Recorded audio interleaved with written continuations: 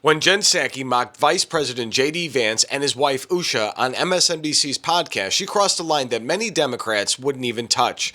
She said Usha should blink 4 times if she needed saving and called J.D. Vance scarier than Trump. And that clip, it blew up online, and not in the way that Jen Psaki hoped. Her comments sparked outrage from conservatives and even some independents who called it a cheap shot at a devoted family. Then J.D. Vance fired back on Fox News with dignity and grace, reminding America what leadership looks like. But what Jen Psaki said next revealed something bigger about media elitism and how they really see faithful conservative families. So should the media be held accountable for crossing personal lines? I think so, but tell me your thoughts in the comments, because what happens next will change how our media works in the future. My name is Tom. I'm with the Daily Beltway, and I'm also a White House correspondent for the Next News Network. And folks, we're a growing channel, and every like, comment, and share helps us grow. So we've got a clip of Jen Psaki making the remarks, followed exactly by J.D. Vance defending his wife. I think the little Manchurian candidate, J.D. Vance, wants to be president more than anything else. Yeah. I always wonder what's going on in the mind of his wife. Like, Are you okay? Please blink 4 times. Yes. We'll come over here. We'll save you. And that he's willing to do anything to get there. And that your whole iteration you just outlined, I mean, he's scarier in certain ways. He's smarter. In some ways. And he's young. Yeah. And ambitious.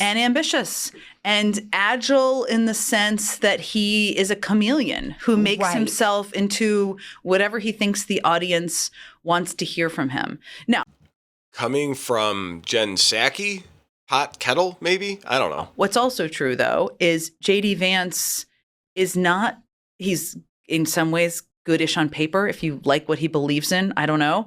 But I don't know that he can take the whole movement with him. No way. I don't think so either. There's no riz. It's got no riz, right? None. And he just is a little odd. And Totally. So Trump's odd in a different way. So I'm skeptical of that. Are the Democrats going back to the he's weird thing? Seriously, like that's the best that they can do? But yeah, he's got to. I mean, everything going on right now, and I think we have to be very clear-eyed about this, is about trying to manipulate the public around elections. And former White House Press Secretary Jen Psaki made some comments suggesting that your wife, the Second Lady, needed to be saved from you. How do you feel about comments like that being made while you're here with the Second Lady? Oh, I think it's disgraceful, but of course the Second Lady can speak for herself. And I'm very lucky to have a wonderful wife, and I know, or at least I hope that my wife feels the same about me. But we are very lucky to have this journey, or I should say, I'm very lucky to go on this journey with a very loving wife. We're going to keep on serving the country together, and I'm honored to have Usha by my side on this trip in particular, but always. That was a classy response. So Psaki's podcast episode was meant to be a discussion on the future of the Republican Party. Instead, she turned into a personal jab at the Vance family. She mocked Usha Vance, a Yale graduate, former Supreme Court clerk, and the Second Lady of the United States, as if she needs rescuing from her own husband. That's not commentary, that's character assassination. And it shows exactly how the liberal media treats conservative women who don't fit their narrative. And J.D. Vance's response on Fox News was everything Psaki wasn't. It was measured, respectful, and rooted in faith and family. He said he was honored to have Usha by his side and that the Second Lady can speak for herself. Amazing.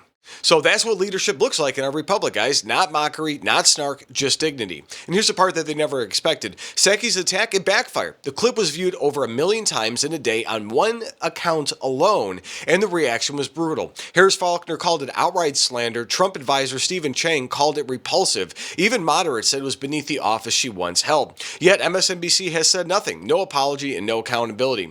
So I'll ask you this. If it had been a Republican mocking a Democrat spouse, would the media shrug it off? We both know they would attack them full blown. Comment below and let me know what you guys think or how they would have responded. So the Vances showed America what grace looks like under fire, and that's why they're a threat to the left's narrative, because they prove you can rise from humble roots, build a faithful family, and serve this country with class. And if you got value from this news update, please tap subscribe. My opinion is next.